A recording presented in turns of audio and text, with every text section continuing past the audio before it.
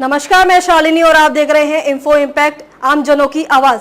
आइए बढ़ते हैं आज की बड़ी खबरों की ओर। बटेंगे तो कटेंगे के एजेंडे पर ही आगे बढ़ेगी भाजपा की सियासी रणनीति। उपचुनाव में भी दिखेगा इसका असर। राष्ट्रीय स्वयंसेवक संघ ने साफ कर दिया है कि अब उसकी आगे की पूरी रणनीति बटेंगे तो कटेंगे के एजेंडे पर ही आगे बढ़ेगी।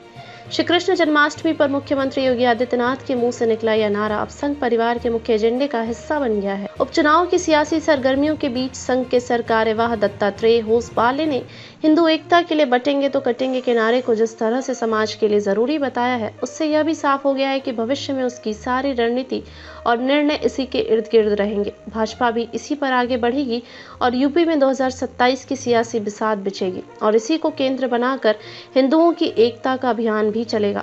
होसबाले ने संघ के अखिल भारतीय कार्यकारी मंडल की बैठक के बाद मथुरा में इस नारे को जिस प्रकार से प्रमुखता से उठाया है, उसके कई मायने हैं।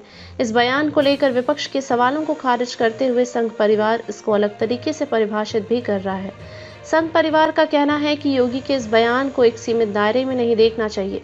संघ के एक उच्च पदाधिकारी कहते हैं, इस बयान का सीधा सा अर्थ यह है कि यदि देश बंटेगा तो देश पर खतरा, समाज बटेगा तो समाज पर खतरा और हिंदू बटेगा तो हिंदुत्व पर खतरा होगा। उनका कहना है कि इस बयान की मंशा हिंदुत्व में एकता बनाए रखने की है। ऐसा होने से ही समाज एक रहेगा।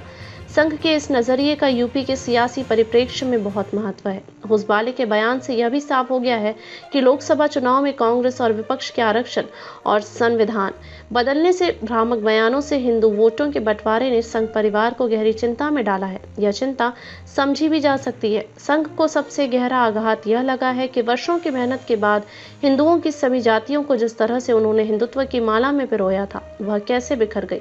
जबकि इसी के सहारे 2014 व 2019 के लोकसभा चुनाव और 2017 व 2022 के विधानसभा चुनाव में भाजपा की प्रचंड जीत हुई थी। विपक्षी दलों द्वारा 2024 के लोकसभा चुनाव में हिंदुत्व में सेंध लगाने को संघ परिवार सामान्य बात नहीं मान रहा है।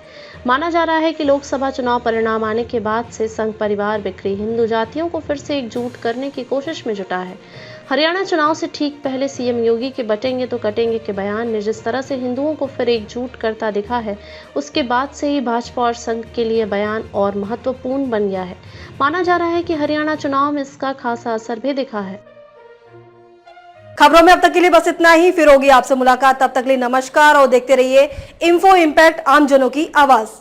ऐसे ही लेटेस्ट अपडेट पाने के लिए हमारे चैनल को सब्सक्राइब करें और तुरंत नोटिफिकेशन पाने के लिए बेल आइकन प्रेस करना ना भूलें।